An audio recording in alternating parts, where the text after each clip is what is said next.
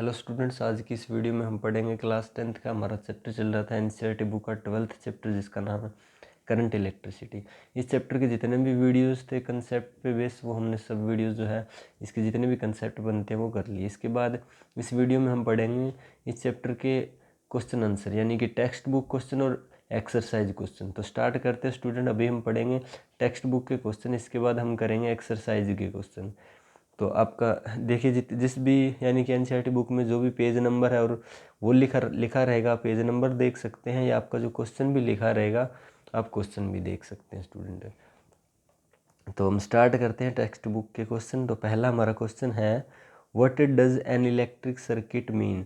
पूछ रहा है कि जो इलेक्ट्रिक सर्किट होता है उसका क्या मीनिंग होता है। देखिए इलेक्ट्रिक सर्किट का मतलब होता है एक ऐसा इलेक्ट्रिकल पाथ जिसमें से इलेक्ट्रिसिटी पास कर जाए। इस तरह के पाथ को यानी कि इस तरह के पाथ को क्या बोलेंगे, इलेक्ट्रिक सर्किट बोलेंगे। यानी कि ये एक इलेक्ट्रिक सर्किट है। देखिए एक कंटिन्यूस कंडक्टिंग पाथ क्या होता है, कंटिन्यूस का मतलब अगर ब्रोकन होगा तो इलेक्ट्रिसिटी जो है ना वो पास नहीं करेगी स्टूडेंट। तो एक कंटिन्यूस कंडक्टिंग यानी कि जिसमें से इलेक्ट्रिक करंट पास हो सके। तो एक कंटिन्यूस कंडक्टिंग पाथ होना चाहिए विच है, जिसके अंदर क्या होना चाहिए, वायर इंक्लूड होने चाहिए, इलेक्ट्रिक बल्ब हो सकता है, आपका कोई भी इलेक्ट्रिकल अप्लायंस हो सकता है, स्विच होना चाहिए, सेल या बैटरी होना चाहिए ताकि उसको वोल्टेज मिल सके, इलेक्ट्रिक करंट फ्लो कर सके। एमीटर भी लगा सकते हैं हम इलेक्ट्रिक सर्किट के अंदर, करंट को मेजरमेंट करने का डिवाइस होता है स्टूडेंट। वोल्टमीटर भी लगा सकते हैं, वो क्या होता है, वो पोटेंशियल डिफरेंस मेजरमेंट करने का डिवाइस होता है। इन एन सिस्टमेटिक मैनर, और ये सारे सारे सिस्टमेटिक मैनर का मतलब होगा जैसे एमीटर है वो सीरीज़ में लगाना है आपको, इस तरह से बल्ब लगाना है। वोल्टमीटर लगाते हो तो पैरेलल में लगा सकते हो, और प्लग की लगा सकते हो, बैटरी लगा सकते हो, इस तरह से चीज़ें लगी होती है ना, इस तरह से। तो ये जो अरेंजमेंट है इसको हम बोलते हैं इलेक्ट्रिकल सर्किट। ये एक इलेक्ट्रिकल सर्किट है स्टूडेंट जिसके अंदर आपका बैटरी है, ये वायर्स हैं, जिससे इलेक्ट्रिक बल्ब है, मीटर है, प्लग की है, वोल्टमीटर लगाना चाहो तो पैरेलल में लगा सकते हो स्टूडेंट। तो ये होता है इलेक्ट्रिक सर्किट। इसके बाद सेकंड क्वेश्चन आता है student, define the unit of current. कहता है करंट की जो यूनिट है ना उसको डिफाइन करो स्टूडेंट। तो इसमें दो तरह के क्वेश्चन आते हैं। एक तो आपसे पूछता है कि what is the SI unit of current. Current की एसआई यूनिट पूछे तब तो आपको बताना है कि एम्पियर होता है करंट का एसआई यूनिट है। दूसरा अगर किसी चीज़ को डिफाइन करने के लिए कह रहा है ना, define the SI unit of current कह रहा है जैसे, या किसी चीज़ को डिफाइन करने के ऐसा यूनिट को डिफाइन करने का के लिए ये कह रहा है, तो इसका मतलब ये होगा कि वो 1 यूनिट की वैल्यू आपसे पूछ रहा है। तो इस तरह का क्वेश्चन जब भी आए तो आपको यानी कि define the SI unit of current यानी कि पहले देखना एसआई यूनिट क्या होता है, एम्पियर होता है करंट का। इसका मतलब डिफाइन करने के लिए कह रहा है, इसका मतलब 1 एम्पियर क्या होता है ये पूछ रहा है स्टूडेंट। तो 1 एम्पियर क्या होता है, किस तरह से निकालेंगे। देखिए आपको पता होता है, आपका जो हमने पढ़ा था इलेक्ट्रिक जो करंट होता है ना, करंट, वो इसका फॉर्मूला क्या होता है, q by I is equal to q by t. यानी कि rate of flow of charge, rate of flow of charge is called electric current. I क्या है, इलेक्ट्रिक करंट है, क्यू चार्ज है, टी क्या है, टाइम है स्टूडेंट। तो आपका जो इलेक्ट्रिक करंट है ना वो 1 एम्पियर कब होगा स्टूडेंट, 1 एम्पियर जब क्या वो टी दोनों का वैल्यू 1 होगा तो हमारे पास 1 एम्पियर आ जाएगा इलेक्ट्रिक करंट। तो इसी तरह से इसको डिफाइन करेंगे, किस तरह से, the SI unit of electric current is ampere होता है which is denoted by capital A से इसको डिनोट करते हैं। 1 एम्पियर इलेक्ट्रिक करंट कितना होता है, किस तरह से डिफाइन करोगे, the electric current is said to be 1 ampere. जो इलेक्ट्रिक करंट होता है उसको हम कहेंगे कि वो 1 एम्पियर कब, when an one coulomb of charge, जब एक coulomb of charge flow through any cross section of a conductor in 1 second. जब आपके किसी कंडक्टर में से 1 कूलम ऑफ चार्ज है ना वो 1 सेकेंड में फ्लो हो। कहने का मतलब देखिए 1 एम्पियर कब होगा, जब 1 कूलम ऑफ चार्ज जब फ्लो होगा 1 सेकेंड में, तो जो आपका करंट फ्लो हो रहा है कंडक्टर में वो हम क्या कहेंगे कि 1 एम्पियर हो रहा है स्टूडेंट। तो इस तरह से हम डिफाइन कर सकते हैं। इसके बाद नेक्स्ट थर्ड क्वेश्चन है student, calculate the number of electrons in 1 coulomb of charge. आपको बताना है कि 1 कूलम ऑफ चार्ज के अंदर कितने इलेक्ट्रॉन्स होते हैं स्टूडेंट। तो इसके लिए आपको एक फॉर्मूला याद रखना है, ये आपका 12th क्लास में फॉर्मूला आता है स्टूडेंट। ये चार्ज की एक प्रॉपर्टी है जिसके अंदर आप पढ़ोगे, according to quantization of charge, charge के क्वांटाइजेशन के according q is equal to होता है प्लस माइनस एन ई। यानी कि आप क्यू क्या है, यहाँ चार्ज है, प्लस माइनस किस लिए यूज़ करते हैं, प्रोटॉन की बात करेंगे, नंबर ऑफ प्रोटॉन निकालना है तो प्लस का लगा लेंगे, इलेक्ट्रॉन निकालना है तो माइनस का साइन यूज़ करेंगे। एन कोई इंटीजर होता है स्टूडेंट, ये -1 -2 -3 कुछ भी हो सकता है, +1 +2 +3। ई जो है ना एक कांस्टेंट होता है जिसकी वैल्यू होती है e is equal to 1.6 × 10⁻⁻19 coulomb. तो अभी आपसे पूछ रहा है कि आपको क्या करना है, कैलकुलेट क्या करना है, नंबर ऑफ इलेक्ट्रॉन्स कैलकुलेट, यानी एन कैलकुलेट करना है स्टूडेंट, किसके अंदर, 1 कूलम ऑफ चार्ज के अंदर। यानी आपको दिया क्या हुआ है, क्या दिया है, 1 कूलम ऑफ चार्ज। ई का वैल्यू कांस्टेंट आपको याद रखना 1.6 × 10⁻⁻19 कूलम होता है। एन जो है कैलकुलेट करना है किस तरह से, ये जो फॉर्मूला है इसके अंदर वैल्यू पुट कर देंगे, यानी कि क्याऊ की जगह क्याऊ चार्ज है, यानी कि 1 coulomb charge is equal to minus का, इलेक्ट्रॉन के लिए हम माइनस ले रहे हैं स्टूडेंट, एन ए का वैल्यू ये होता है स्टूडेंट। इसके बाद क्या करोगे, एन हमें निकालना है, एन को अकेला छोड़ दो, इसके साथ जो वैल्यू है ना मल्टीप्लाई में, इसको हम डिवाइड यहाँ लेके आएंगे तो डिवाइड में आ जाएगी, यानी कि ये इसके डिवाइड में 1 के डिवाइड में आ जाएगी। और इसको पूरी वैल्यू को 10 से अगर डिवाइड कर दें, 10 से मल्टीप्लाई कर दें तो कोई फ़र्क नहीं पड़ेगा, यही किया हमने, 10 से डिवाइड और 10 से मल्टीप्लाई कर दिया। इसके बाद देखिए ऊपर जो है ना, यहाँ 1.6 है ना, नीचे पॉइंट हटाएंगे तो ऊपर 10 हो जाएगा, और ये 10 100 हो गया, नीचे 16 इंटू, देखिए ये 10 जो है ना प्लस, इसकी पावर +1 है, इसकी पावर 10⁻⁻19 है, तो आपस में जो पावर है वो क्या हो जाती है, ऐड हो जाती है। तो ये देखिए -19 है, ये +1, तो कितना आ जाएगा, -18 पावर बच जाएगी इसकी। और इसके बाद इसको आगे सोल्व करेंगे तो 100/16 का वैल्यू आपके पास आ जाएगा स्टूडेंट 6.25 इंटू 10⁻⁻18 है ना, ये ऊपर जाएगा तो कितना हो जाएगा, 10⁻18 हो जाएगा। तो हमारे पास n आ गया 6.25 इंटू 10⁻18 इलेक्ट्रॉन्स, यानी कि आप यहाँ इसके पीछे इलेक्ट्रॉन भी लगा सकते हो कि ई, अगर इलेक्ट्रॉन लगाते हो तो माइनस का साइन लगाने की जरूरत नहीं है। जो नेगेटिव साइन है ना, ये क्या इंडिकेट कर रहा है स्टूडेंट, ये इस बात को, आप इस बात का इशारा कर रहा है कि जो आए है ना, एन आया है माइनस का 6.25 इंटू 10⁻18 इलेक्ट्रॉन, इतने इलेक्ट्रॉन होते हैं, यानी नेगेटिव साइन इलेक्ट्रॉन की तरफ इशारा करता है, और प्लस का लगाता है यानी कि वो प्रोटॉन की जो है नंबरिंग बता रहा होता। तो यहाँ n is equal to minus का और ये इतने, यानी कि 1 कूलम ऑफ चार्ज के अंदर इतने इलेक्ट्रॉन्स होते हैं। स्टूडेंट आपसे डायरेक्ट छोटे क्वेश्चन भी पूछ सकता है कि 1 कूलम चार्ज के अंदर नंबर ऑफ इलेक्ट्रॉन्स कितने होते हैं, तो आपको याद रखना है 6.25 इंटू 10⁻18 इलेक्ट्रॉन्स होते हैं स्टूडेंट।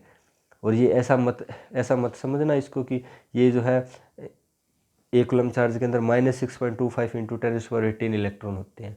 किस चीज़ के अंदर, या तो कोई चीज़, यानी कोई चीज़ है या कोई चीज़ नहीं है। ऐसा नहीं है कि कोई चीज़, जैसे आप मार्केट में जाते हो, कुछ भी शुगर लेने जाते हो, तो या तो आपको लेनी है शुगर, यानी कि 2 किलो 4 किलो जितनी भी, ऐसा नहीं है कि आपको माइनस में 2 किलो शुगर चाहिए, या तो चाहिए या नहीं चाहिए। वैसा ही है, ऐसा नहीं है कि ये इलेक्ट्रॉन्स, ये इतने माइनस इलेक्ट्रॉन होते हैं, माइनस इलेक्ट्रॉन नहीं होते। माइनस का साइन का मतलब याद रखिएगा कि इलेक्ट्रॉन्स होते हैं, सिर्फ इलेक्ट्रॉन्स के लिए माइनस आया स्टूडेंट, ठीक है, क्योंकि इलेक्ट्रॉन्स पे नेगेटिव चार्ज होता है, तो ये नेगेटिव साइन जो है वो इलेक्ट्रॉन्स की तरफ इशारा कर रहा है। तो आप बोल सकते हो कि 6.25 इंटू 10⁻18 इलेक्ट्रॉन्स जो है ना, वो आपस में मिलके क्या करते हैं, 1 कूलम ऑफ चार्ज जो है वो बनाते हैं। इसके बाद स्टूडेंट एनसीईआरटी बुक का पेज नंबर आपका 202, इस पे कुछ क्वेश्चन है टेक्स्ट बुक के, ये करते हैं। Name a device that helps to maintain a potential difference across a conductor. इस तरह के डिवाइस का नाम बताना जो क्या करता है, हेल्प करता है किस चीज़ में, पोटेंशियल डिफरेंस को मेंटेन करने में, किसी कंडक्टर के पोटेंशियल डिफरेंस को बनाए रखता है। तो ऐसे डिवाइस जो है ना, इलेक्ट्रिक सेल और बैटरी होते हैं। सेल और बैटरी क्या करते हैं, किसी कंडक्टर को जो है पोटेंशियल डिफरेंस प्रोवाइड करते हैं, और पोटेंशियल डिफरेंस के कारण आपको पता है इलेक्ट्रिक करंट जो है ना वो फ्लो होता है किसी कंडक्टर के अंदर। देखिए आपके पास अगर कोई कंडक्टर है, यानी इस कंडक्टर का मतलब यानी कोई आपके पास नॉर्मली वायर है, उस वायर में अगर उसको बैटरी या सेल से कनेक्ट नहीं कर रखा है तो उसमें इलेक्ट्रिक करंट जो है ना वो कभी पास नहीं होगा। तो जैसे उसको बैटरी या सेल से कनेक्ट करते हैं तो क्या होता है, उसमें से इलेक्ट्रिक करंट पास होना स्टार्ट हो जाता है। इसका मतलब ये हो गया कि सेल या बैटरी जो होते हैं ना, वो क्या करते हैं, कंडक्टर को पोटेंशियल डिफरेंस प्रोवाइड करते हैं, जिसके कारण जो कंडक्टर के अंदर इलेक्ट्रिक करंट पास होना स्टार्ट हो जाता है। दूसरा क्वेश्चन इसी तरह का सेकंड क्वेश्चन भी आता है, उसमें आपसे पूछा जाता है कि कंडक्टर में इलेक्ट्रिक करंट फ्लो होने के लिए क्या ज़रूरी होता है, सबसे नेसेसरी क्या होता है। तो किसी भी कंडक्टर में करंट फ्लो होने के लिए सबसे ज़्यादा ज़रूरी पोटेंशियल डिफरेंस होता है स्टूडेंट। अगर पोटेंशियल डिफरेंस नहीं होगा ना तो इलेक्ट्रिक करंट पास नहीं होगा। यानी कि आपके पास नॉर्मली सीधा कोई वायर पड़ा है, उसको बैटरी या सेल से नहीं कनेक्ट कर रखा है ना, इसका मतलब उसमें इलेक्ट्रिक करंट नहीं है, और जैसे सेल या बैटरी से कनेक्ट कर देते हैं उसमें इलेक्ट्रिक करंट फ्लो होना स्टार्ट हो जाता है। इसका रीज़न यही होता है कि सेल और बैटरी क्या करते हैं, पोटेंशियल डिफरेंस प्रोवाइड करते हैं, जिसके कारण उस वायर कंडक्टर में इलेक्ट्रिक करंट फ्लो होना स्टार्ट हो जाता है। अगर इसको पोटेंशियल डिफरेंस प्रोवाइड नहीं करते हैं ना तो इसमें करंट फ्लो नहीं होगा। तो 2 क्वेश्चन आपको इसमें याद रखने हैं, एक तो कि पोटेंशियल डिफरेंस जो है वो किससे मिलता है, पोटेंशियल डिफरेंस प्रोवाइड करने वाले डिवाइस, सेल और बैटरी हो गया। दूसरा आपको कि इलेक्ट्रिक करंट को फ्लो होने के लिए सबसे ज़रूरी क्या होता है, पोटेंशियल डिफरेंस होता है स्टूडेंट।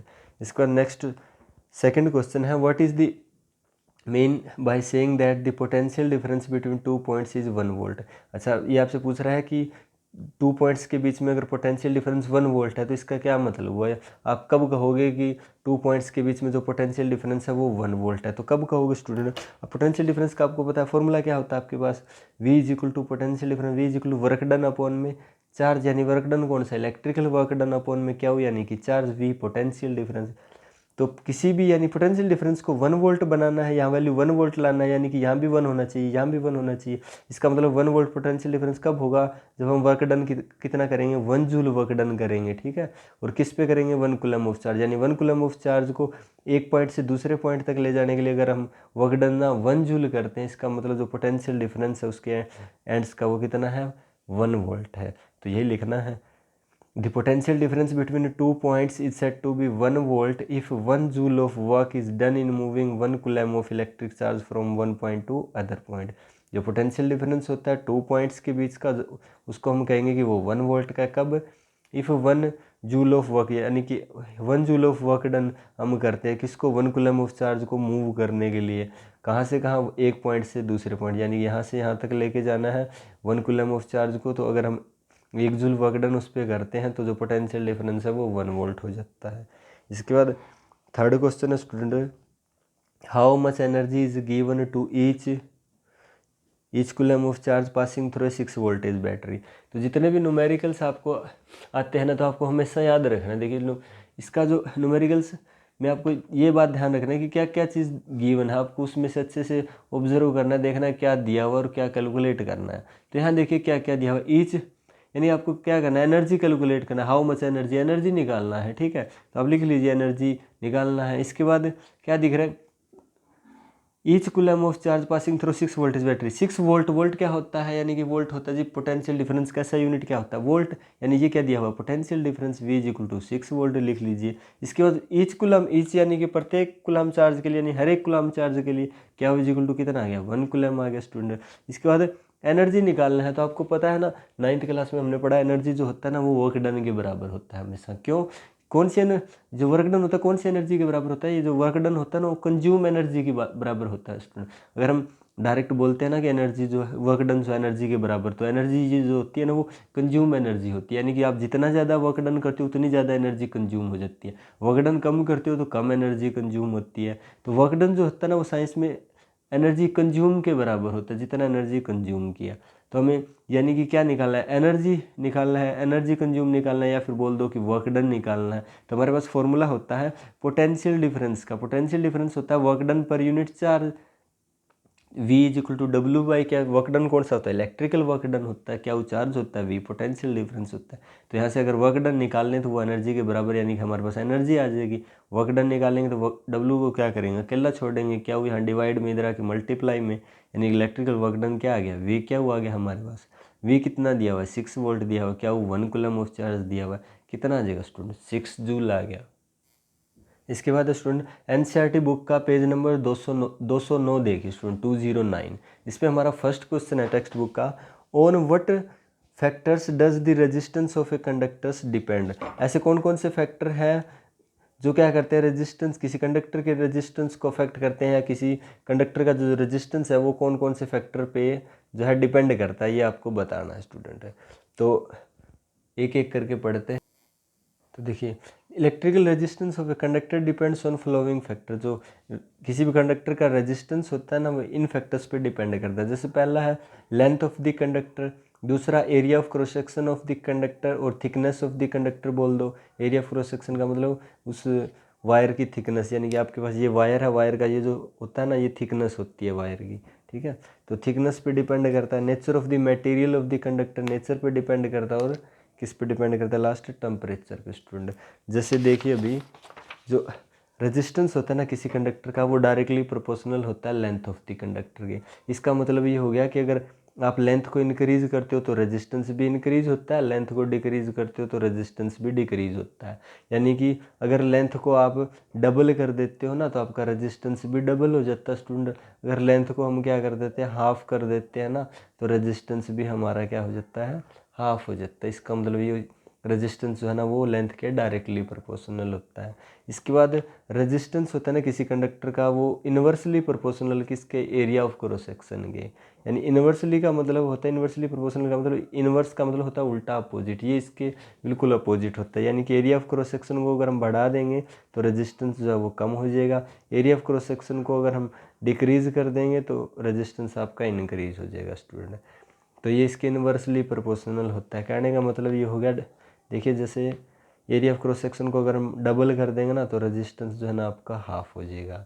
अगर एरिया ऑफ क्रॉस सेक्शन को अगर हम ट्रिपल कर देंगे तो आपका जो रेजिस्टेंस है वो 1/3 हो जाएगा, यानी पहले R था तो R/3 हो जाएगा। अगर हम रेजिस्टेंस को क्या कर देते हैं, हाफ कर देते हैं स्टूडेंट, रेजिस्टेंस को अगर हाफ का मतलब देखिए A/2 कर देते हैं, ठीक है, तो ये जो आपका रेजिस्टेंस है वो कितना हो जाएगा, डबल हो जाएगा स्टूडेंट। रेजिस्टेंस जो है ना आपका न्यू रेजिस्टेंस डबल हो जाएगा। तो इस तरह से ये इन्वर्सली प्रोपोर्शनल होता है इसके। तीसरा है nature of the material of the conductor, यानी कि डिपेंड करता है किसके, कंडक्टर के नेचर पे। नेचर का मतलब आपका कंडक्टर जो है ना वो किस मटेरियल का बना है, सिल्वर का है कि कॉपर का है, एल्यूमिनियम का है, आयरन का है, ठीक है। आप जो कंडक्टर यूज़ करें वो किस नेचर का है। फोर्थ है temperature of the conductor, conductor के टेम्परेचर पे डिपेंड करता है। यानी कि अगर कंडक्टर के टेम्परेचर को अगर हम बढ़ा देंगे तो उसका रेजिस्टेंस भी क्या हो जाएगा, बढ़ जाएगा। और कंडक्टर का टेम्परेचर अगर हम डिक्रीज़ कर देंगे तो उसका जो रेजिस्टेंस है वो भी डिक्रीज़ हो जाएगा स्टूडेंट। इसके बाद बात करते हैं सेकंड क्वेश्चन की।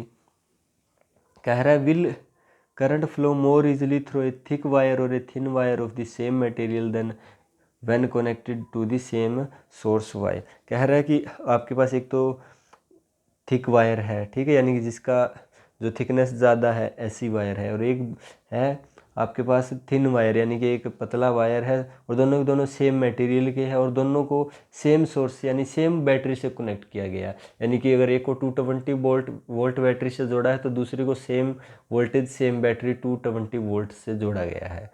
अब कह रहा है इनमें से जो है ना किस में करंट आसानी से पास करेगा स्टूडेंट। तो आपको पता है करंट किस में आसानी से पास करेगा, एक थिक वायर में कि एक थिन वायर में। तो हमने देखी इस क्वेश्चन में इससे पहले ही पढ़ा है, एरिया ऑफ क्रॉस सेक्शन होता है वो क्या करता है, area of cross section of the conductor और ए थिकनेस हो, यानी कि जो रेजिस्टेंस होता है किसी वायर का वो डिपेंड करता है किस पर, एरिया ऑफ क्रॉस सेक्शन पे। यानी कि जो रेजिस्टेंस होता है वो इन्वर्सली प्रोपोर्शनल होता है एरिया ऑफ क्रॉस सेक्शन के। अगर एरिया ऑफ क्रॉस सेक्शन यानी कि थिकनेस ज़्यादा है तो रेजिस्टेंस क्या होगा, कम। अगर थिकनेस कम है तो रेजिस्टेंस क्या होगा, ज़्यादा। और रेजिस्टेंस ज़्यादा है, ये भी ध्यान रखिए, रेजिस्टेंस अगर ज़्यादा है तो करंट क्या होगा, कम होगा। और रेजिस्टेंस अगर कम है तो करंट क्या होगा, ज़्यादा होगा स्टूडेंट। तो यहाँ से देखिए ये कह रहा है कि एक तो थिक वायर है, यानी कि वायर जो थिक है ना उसका एरिया ऑफ क्रॉस सेक्शन ज़्यादा, एरिया ऑफ क्रॉस सेक्शन ज़्यादा तो रेजिस्टेंस क्या उसका कम, और रेजिस्टेंस कम तो करंट क्या होगा स्टूडेंट उसमें ज़्यादा होगा। दूसरा थिन वायर है, इसका मतलब एरिया ऑफ क्रॉस सेक्शन क्या है, कम है। एरिया ऑफ क्रॉस सेक्शन कम है तो रेजिस्टेंस क्या होगा, ज़्यादा। रेजिस्टेंस ज़्यादा होगा तो करंट क्या होगा, कम होगा उसमें स्टूडेंट। तो आपको ये बता देना है the current flow more easily through a thick wire में से जो है आसानी से पास करेगा because the resistance of a conductor is inversely proportional to the area of cross section of the conductor. So thick wire have large area of cross section which mean that thick wire have low resistance and more current।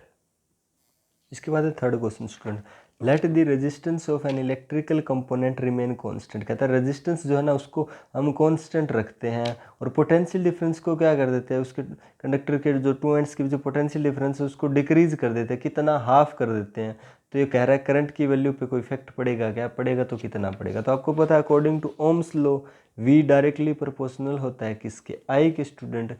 यानी कि directly proportional का मतलब हो गया कि अगर V को बढ़ाएंगे तो I बढ़ेगा और V को कम करेंगे तो I कम होगा। तो यहाँ देखिए स्टूडेंट, V को क्या कर रहे हैं, कम कर रहे हैं, तो I भी क्या होगा, कम होगा। कितना कम कर रहे हैं स्टूडेंट, V को हाफ कर रहे हैं, तो करंट भी कितना हो जाएगा, हाफ हो जाएगा स्टूडेंट।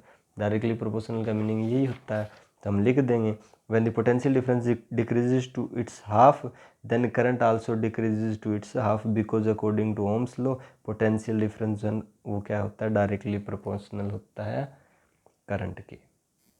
इसके बाद है fourth question student, why are coils of electric toaster and electric irons made of an alloy rather than a pure metal.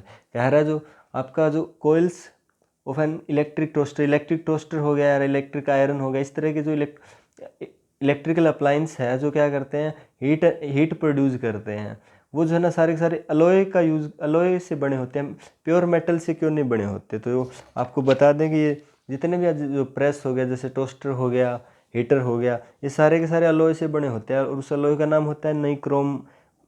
Wire का यूज़ होता है उनमें, निक्रोम कंडक्टर का एक यूज़ होता है। तो ये क्या होता है, निक्रोम का किस लिए यूज़ करते हैं इस अलॉय का, क्योंकि इसका जो रेजिस्टेंस है ना स्टूडेंट, वो क्या होता है, बहुत ज़्यादा हाई होता है, और इसका जो मेल्टिंग पॉइंट है ना वो भी बहुत ज़्यादा हाई होता है।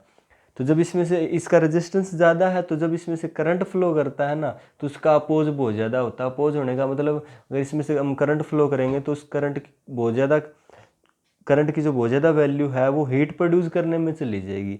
और हमें ये जो जितने भी आपको ये क्वेश्चन में पूछ रखा है वो सारे क्या है, यानी हीट प्रोड्यूस करने वाले इलेक्ट्रिकल अप्लायंस है, इनका यूज़ भी हीट प्रोड्यूस करने के लिए कर रहे हैं। तो इसलिए इनका रेजिस्टेंस बहुत ज़्यादा है, तो इसमें से इलेक्ट्रिक करंट पास करेगा तो बहुत ज़्यादा हीट प्रोड्यूस करेगा, और इसका मेल्टिंग पॉइंट भी ज़्यादा होता है, जिसके कारण बहुत ज़्यादा गर्म हो जाते हैं तो मेल्ट भी नहीं होते। इसलिए जो है हम इनका यूज़ करते हैं। जैसे ये लिखा है, coil of electric toaster and electric irons made of an alloy rather than the pure metal because alloy have high resistance. का रेजिस्टेंस हाई होता है और मेल्टिंग पॉइंट भी ज़्यादा होता है, जिसके कारण जो है ना ये बहुत ज़्यादा गर्म हो जाएंगे, फिर भी क्या होंगे, आसानी से बर्न नहीं होंगे बहुत ज़्यादा हाई टेम्परेचर पर।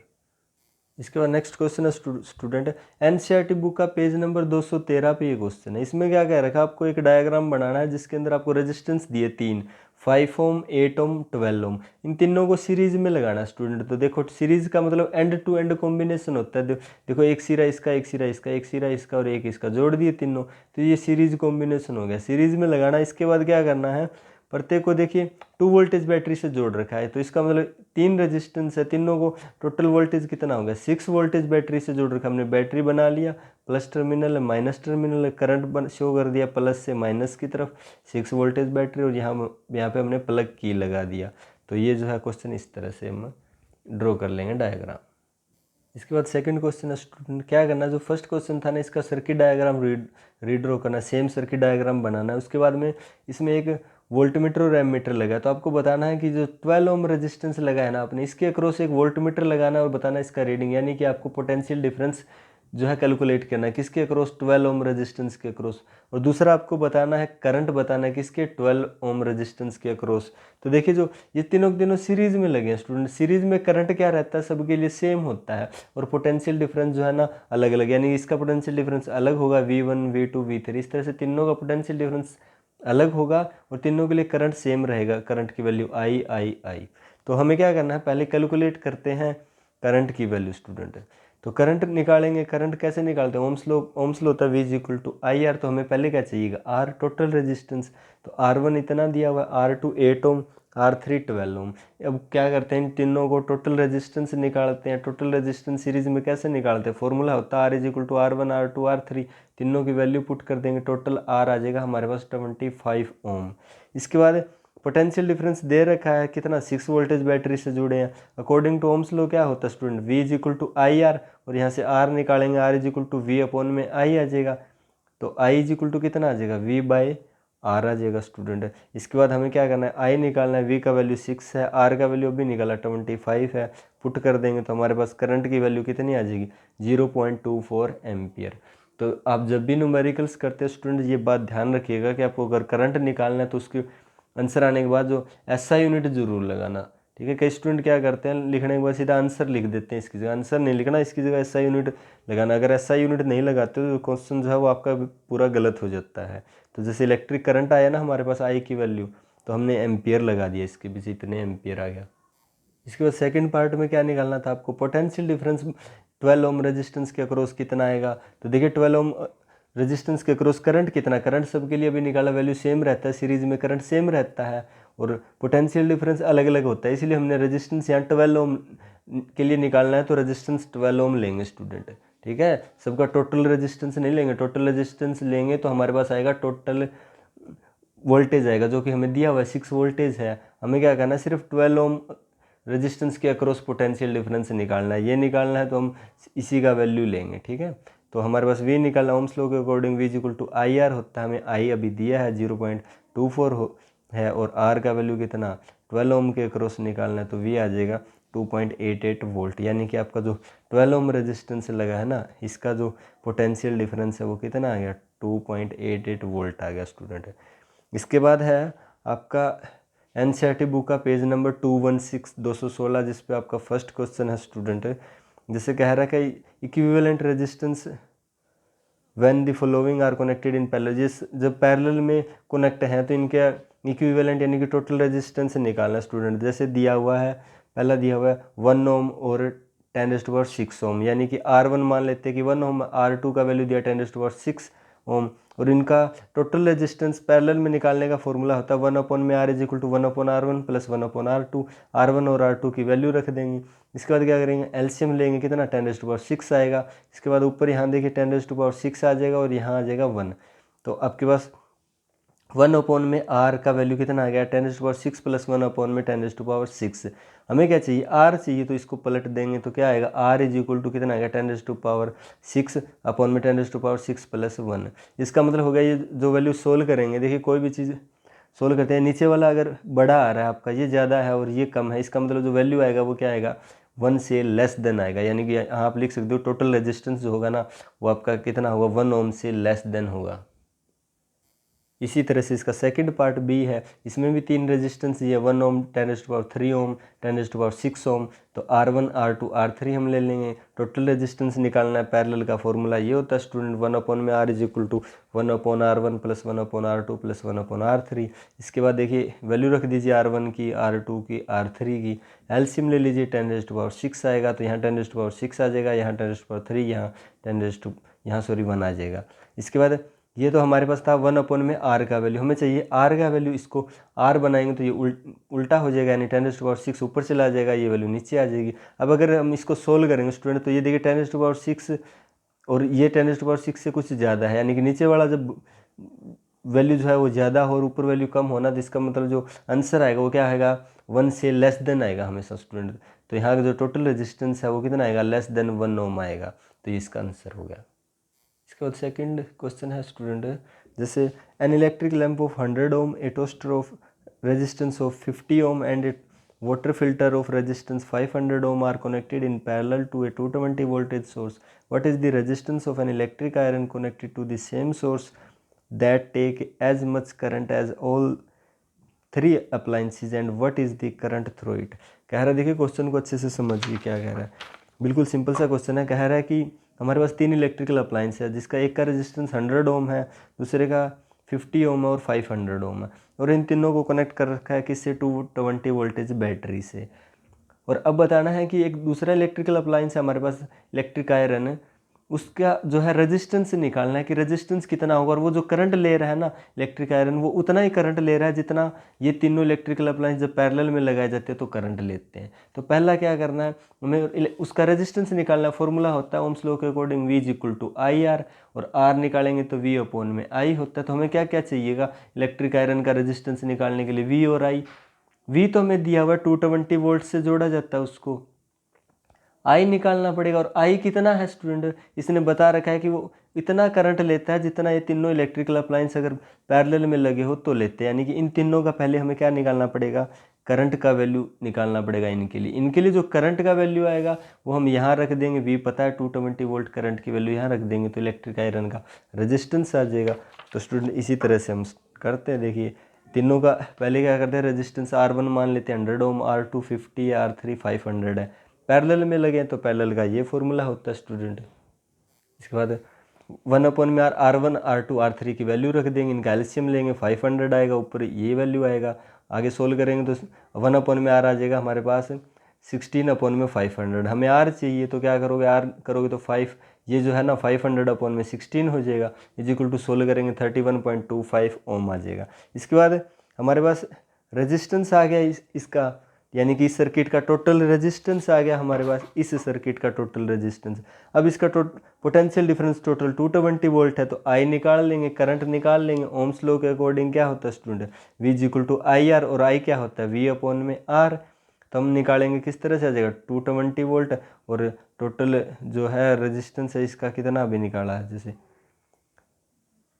टोटल रेजिस्टेंस ये रहा, देखिए 500/16 ये रख दिया। इसके बाद आई का जो वैल्यू है कितना आ जाएगा आपका, इसको सोल्व करोगे तो 7.04 एम्पियर आ जाएगा स्टूडेंट। तो ये करंट आ गया हमारे पास। अब हमें क्या था, उसका इलेक्ट्रिकल आयरन का रेजिस्टेंस निकालना। अब करंट की वैल्यू हमारे पास है, V की वैल्यू हमारे पास है, यानी कि करंट हमारे पास आ गया 7.04 है, V हमारे पास आ गया 220 वोल्ट है। तो उस इलेक्ट्रिकल आयरन का R निकाल लेंगे ना, R is equal to V/I। V 220 volt है, I 7.04 है, तो हमारे पास कितना आ जाएगा रेजिस्टेंस 31.25 ओम। ये जो रेजिस्टेंस है वो किसका होगा, उस इलेक्ट्रिकल अप्लायंस का, यानी कि इलेक्ट्रिक आयरन का होगा।